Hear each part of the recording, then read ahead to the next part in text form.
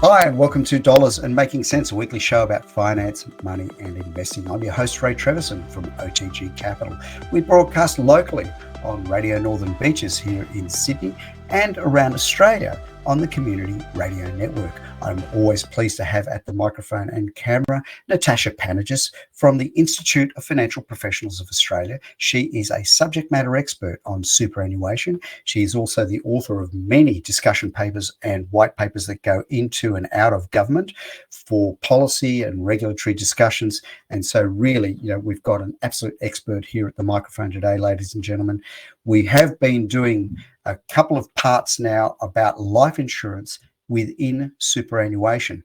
Not as easy as you might think, but there's some really good pointers that we've done. So in part one, we covered off part two was terminal illness. Part one was, oh my God, it's almost a long time ago now since we've done it, but was actual life cover and benefits. So today, what we're covering off is temporary and permanent disability, TPD. Now, Natasha, one of the things that TPD, I think, generates, in my view, and okay, this is just a personal view, there's a lot of fear and loathing around TPD because of definitions. Is it the same within super that we've got this turmoil around what definitions are used and what kind of cover is taken out? Yeah, look, definitions will vary. They have varied a lot over the years, but it all comes down to the way to access your super the way to access your TPD cover within your super fund. You've got to meet that right definition, which is the permanent incapacity definition, which is based on any occupation definition. Whereas if you're taking out TPD cover outside of super, you can have it based on your own occupation. So there are different definitions floating around, but we can address that today, Ray, and what the differences are. I think it's really important that we do address those because, believe me, there's a lot of confusion out there about any versus own occupation. And my word, the number of case studies I've read where people have gone into a policy thinking one thing, they start to claim, and then they're informed something rather different. And I think if I use the term sticker shock, they get a lot of shock because they're expecting something and they don't understand they've paid a premium that's much, much less. And obviously, when you're doing that, there's a reason. So let's kick off. So today, I guess when we think about TPD, many industry funds provide this, and it's also a major part of many young people's cover. So why do you think this is so? Is this something just a standard default, or is it something that everybody really should have? Yeah, look, good question. Most super funds will provide this default insurance cover, which means you're automatically insured unless you opt out of that cover. So in general, this default cover will include your life cover, which pays a lump sum if you die. Also your TPD or total permanent disability insurance, which is going to pay you a benefit if you become totally and permanently disabled because of injury or illness. Default cover can also be income protection, and some funds may also provide that as well. And that'll give you regular income if you can't work for an extended period of time due to illness or injury. But life and TPD insurance are important benefits offered by super funds. Under super law, all members in a My Super product, which is a default kind of low cost super fund, they must have life and TPD benefits provided to them in these funds, which is why many of them will provide it if you're part of a My Super default fund. So look, having these benefits available, they do provide you with financial security, but by definition, it is default insurance, which means it isn't tailored to your personal situation. So really important that you just check that cover you have actually suits your needs, especially if you've got young dependents, a mortgage, and any other financial commitments. But we're talking about most funds providing this cover. automatically, but sometimes insurance through super isn't always automatic. And that's because recently the laws changed to make sure that insurance is no longer automatically provided to new super fund members who are aged under 25, unless, of course, they work in a dangerous job, or this default cover will not automatically be provided to new members if they've got a low balance of, say, $6,000 or less. But if you fall into one of those two categories and you still want insurance, then you can have it, but you just need to opt in to keep it. I think it's important, I think, to maybe simplify some of that language around, when we're talking basic offers. If we use a supermarket analogy, we're talking no frills. This is really the no frills version of TPD. It's the bottom shelf. There's no frills attached to it. There's no customization. And I think the big thing that you rightly said there, it doesn't take into consideration your personal circumstances. So I think when people look at their yearly superannuation review document, they'll see TPD in there. I think that's one of the clear messages they need to understand is this is a no frills cover. It's not the best in the world, but hey, you haven't given any thought to this. It's actually not bad. Would that be a reasonable assessment, do you think?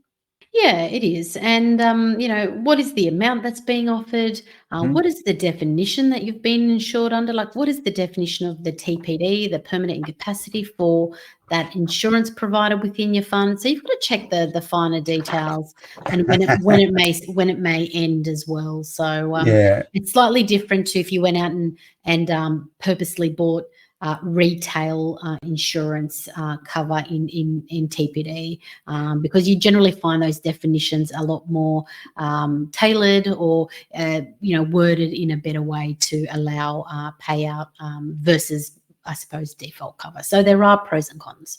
I guess I'm showing my age. I still am a big fan of PJK, Paul Keating, and one of his great sayings is, the devil is in the detail, and this, no more so than in this particular sphere of cover within super. So I guess, what do clients and claimants need to be on the lookout for then when we're talking about this detail? What are some of the key things that they need to be reading in their document or their PDS when they're reviewing super and they see this cover is there? In your view, Natasha, what are the things they need to be paying attention to? Yep. Okay. So if you've got TPD in your fund, permanent incapacity insurance in your fund, then to be eligible for it, you need to firstly meet the insurable definition for permanent incapacity, right? And you also then need to meet the permanent incapacity condition of release to get it out of your fund. So first step is you need to meet the insurable definition for the insurer, and then second step is you need to meet the superannuation rules to get it out of your fund. So looking at the to get it out of your fund, the permanent incapacity condition of release, the trustee needs to be satisfied that you are unlikely to ever engage in gainful employment for which you are reasonably qualified by education, training, or experience. And once they're satisfied that you meet that definition, then any insurance that was paid from the insurer to your fund will get paid into your member benefit and then come out to you. So that's getting it out, but getting it out under the superannuation law. But you need to meet, firstly, the definition of the TPD from the insurer. Right. And we talked about that in the beginning. There's differences between any occupation and own occupation. The insurance to get the benefits out of the fund for super purposes, that permanent incapacity definition is based on any occupation. Whereas, we also need to look at the definition for under the insurance policy. So this any occupation is really quite broad definition of permanent incapacity. Right. It means you must be unable to work in any job for which you are reasonably qualified by education, training, or experience to access your benefits. That's a wide remit when you think about it. It is. And so for certain professionals, a narrower definition like an own occupation policy might be better off for them, because Right. it'll cover them if they can no longer perform that specific job they were trained for, but not necessarily unable to do any job.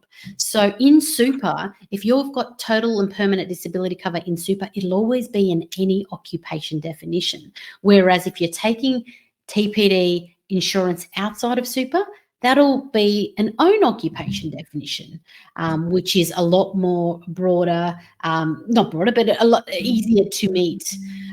But look, the laws. It would be more expensive as well, though, because if you're then specifying that, which makes it easier for a condition of release, it stands to reason then your ability, I guess, to claim would be easier, because you're restricting the kind of occupation now that you can potentially continue doing. So, and again, this is where, when we're talking about the detail, this is important. So can you do own occupation within super?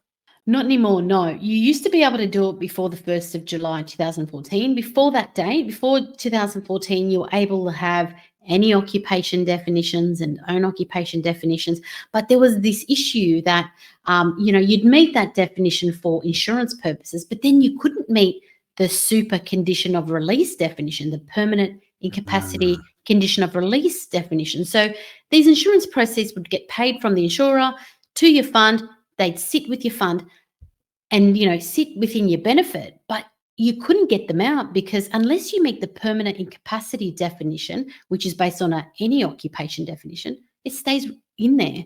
It stays in your fund, it stays preserved, and you can't get it out. So the laws changed on 1 July 2014 to make sure that any new insurance policies that are taken out within super must align with the conditions of release, must align with the death, terminal illness, permanent incapacity, and temporary incapacity. So there's 4 types of cover you can have inside your super fund: death, terminal illness, TPD, and income protection. If you want to take insurance out within super, those insurable definitions must align with the super conditions of release. Okay. To be able to get them out, I mean, what's the point of having insurance in your fund if you can't get them out? So all insurers have to have their definitions aligned with the super condition of release definitions. But if you've got a policy in your fund that is an old policy before 1 July 2014, you can still have it in there. It is grandfathered. So it is grandfathered. It's grandfathered, but you've got to really ask the question, is there a point of having it in there? Because you won't be able to get it out. So is it worthwhile thinking about taking it out outside of super, if you're particularly, if we're talking about, a TPD own occupation? Here's a perfect example, right? Let's say you've got a surgeon who loses the use of their hand and may no longer be able to operate, but they could still work as a GP, despite getting some lower income. Under the super laws, any occupation definition, they may not qualify as permanently incapacitated, right? Whereas under an own occupation policy, it would recognise their inability to continue as a surgeon in their own occupation, and would therefore provide them with a payout due to their inability to perform their own occupation. So that's the beauty of own occupation. You can get it out if you can't do your own occupation, but within super, they look at this any occupation definition, and it really looks at, right, well, can you really not do any occupation to which you've got any, education, training, or experience in? So it's a lot broader and a lot harder to meet this any occupation versus the own occupation outside of super. Yeah, interesting, isn't it? Okay, so we're a little bit over time for half time, but that's okay. You're here on Dollars and Making Sense, a weekly show about finance, money, and investing. I'm your host, Ray Treverson. I'm here with Natasha Panagis from the Institute of Financial Professionals. We are talking about TPD within super. We're going to take a short break, and we'll be back with you in just a moment. Hi, and thank you for listening to Dollars and Making Sense, a weekly radio program about finance, money, and investing on Radio Northern Beaches and nationally on the Community Radio Network around Australia. The views, comments, and opinions aired during our program should not be construed or viewed as financial advice. Any commentary is general advice only and does not take into account your objectives, financial situation, or needs. You should consider whether the advice is suitable for you and your personal circumstances. If in doubt, you should contact an authorised licensed financial planner. We welcome questions and feedback, and you can get in touch with us via our blog, social media channels, or email. Please search for Dollars and Making Sense in your favourite podcast platform, or check out our blog at otgcapital.com.au/blog.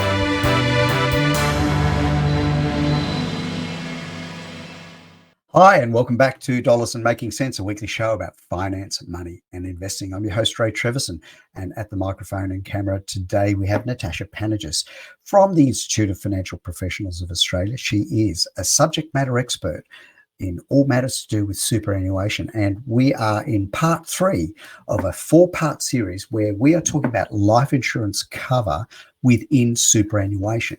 Now, we've covered off a number of different items. Today we are talking about TPD, and Natasha, before we went to the break, I was talking about good old Paul Keating and the devil being in the detail, and the real crux of the matter is own occupation versus any occupation. And again, I think, ladies and gentlemen, really home in on that, because one of the things that example that you made before we went to the break about the surgeon being able to be a doctor then provides a very good excuse. And I've seen insurance companies do this and saying, well, you can still work. So from even an income protection perspective, unless you very specifically say that specific occupation, there's no cover. And you rightly pointed out, that's no longer available within super. So what I wanted to move on now, given that there are, I think, anywhere between 700 to 800,000 SMSFs out there, so self-managed super funds, how does this TPD apply in SMSFs?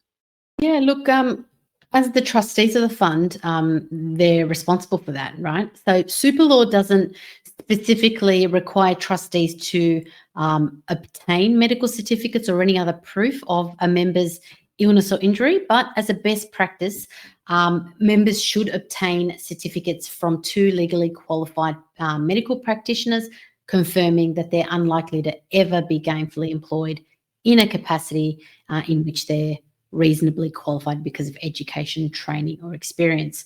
So getting these certificates will really serve 2 key purposes. The first one is that these certificates will provide essential documentation to satisfy the SMSF fund's auditor and the ATO that the benefit release conditions have been met. So you're able to get them out and prove that, you know, the person really does have TPD. And secondly, having those certificates can also unlock some valuable tax concessions as well for members if they want to take out a lump sum or maybe start a pension. And those tax concessions are, it's something called a tax-free uplift. It can, if you're taking out a lump sum under TPD, then that lump sum amount that you draw out can have a additional tax-free component in there and means less tax on the way out. Or if you're starting a pension, having these certificates will see that pension considered as a disability super pension, and right, you can get some tax offsets, which can again reduce the amount of tax payable on those pension payments. So, you know, there's the compliance part for why you'd want to get them, and there's also some tax benefits for why you'd want to get those medical certificates as well as a member. You've piqued my curiosity there. I guess I was thinking that if an SMSF was to provide TPD, they would actually go to an insurer and say, hey, I want a policy to cover one or all of my members for TPD.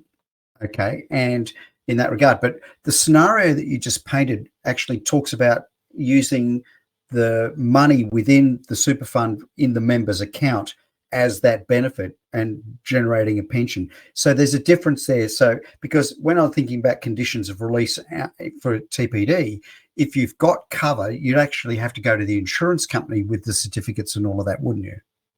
Yeah, that's right. That's right. So, if you've got an insurance policy within your fund, then yes, you need to meet those definitions, and they'll require you to provide of the insurer that's actually providing you cover. That's right. You know, you need to satisfy that definition.